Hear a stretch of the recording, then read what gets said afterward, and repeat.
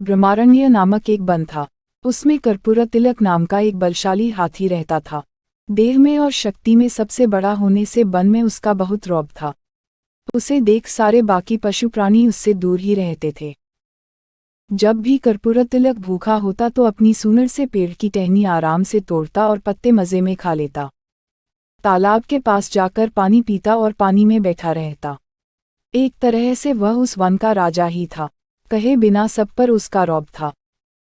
वैसे ना वह किसी को परेशान करता था, ना किसी के काम में दखल देता था, फिर भी कुछ जानवर उससे जलते थे। जंगल के भेड़ियों को यह बात अच्छी नहीं लगती थी। उन सब ने मिलकर सोचा, किसी तरह इस हाथी को सबक सिखाना चाहिए और इसे अपने रास्ते से हटा देना चाहिए। उसका इतना बड़ा शरीर है, उसे मारकर उसका मांस भी हम काफी दिनों तक खा सकते हैं। लेकिन इतने बड़े हाथी को मारना कोई बच्चों का खेल नहीं। किसमें है यह हिम्मत जो इस हाथी को मार सके। उनमें से एक भेड़िया अपनी गर्दन ऊंची करके कहने लगा, उससे लड़ाई करके तो मैं उसे नहीं मार सकता, लेकिन मेरी बुद्धिमत्ता से मैं उसे जरूर मारने में कामयाब हो सकता हूँ।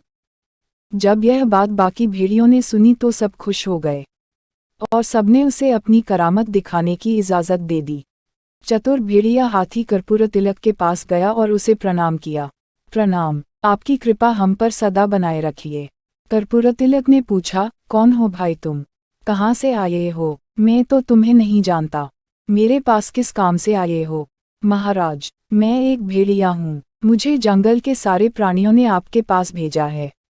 जंगल का राजा ही सबकी देखभाल करता है, उसी से जंगल की शान होती है। लेकिन अफसोस की बात यह है कि अपने जंगल में कोई राजा ही नहीं। हम सब ने मिलकर सोचा कि आप जैसे बलवान को ही जंगल का राजा बनाना चाहिए। इसलिए राज्याभिषेक का मुहूर्त हमने निकाला है। यदि आपको कोई आपत्ति नहीं हो तो आप मेरे साथ चल सकते हैं और हमारे जंगल के राजा बन सकते हैं। ऐसी राजा बनने की बात सुनकर किसे खुशी नहीं होगी। कर्पूरतिलक भी खुश हो गया।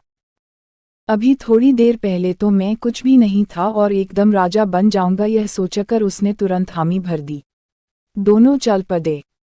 भेड़िया कहने लगा, मुहूर्त का समय नजदीक आ रहा है, जरा जल्दी चलना होगा हमें। भेड़िया जोर जोर से भागने लगा और उसके पीछे कर्पूरतिलक भी जैसे बन पड़े, भागने की कोशिश में लगा रहा। बीच में एक तालाब आया। उस तालाब में ऊपर ऊपर तो पानी दिखता था, लेकिन नीचे काफी दलदल था। भेड़िया छोटा होने के कारण कूदकर तालाब को पार कर गया और पीछे मुड़कर देखने लगा कि कर्पूरतिलक कहाँ तक पहुंचा है। कर्पूरतिलक अपना भारी शरीर लेकर जैसे ही तालाब में जाने लगा तो दलदल में फंसता ही चला गया। निकल न पाने के कारण में वह भेड़िए को आवाज लगा रहा था, अरे दोस्त, मुझे जरा मदद करोगे? मैं इस दलदल से निकल नहीं पा रहा हूँ। लेकिन भेड़िए का जवाब तो अलग ही आया, अरे मूर्ख हाथी, मुझ जैसे भेड़िए पर तुमने यकीन तो किया, लेकिन अब भुगतो और अपनी मौत की घड़ियां गिनते रहो, मैं तो चला। यह कहकर भेड़िया खुशी से अपने साथियों को यह खुशखबरी देने के लिए दौड़ पड़ा। बेचारा कर्पूरतिलक। इसीलिए कहा गया है कि एकदम से किसी पर यकीन ना करने में ही भलाई होती है।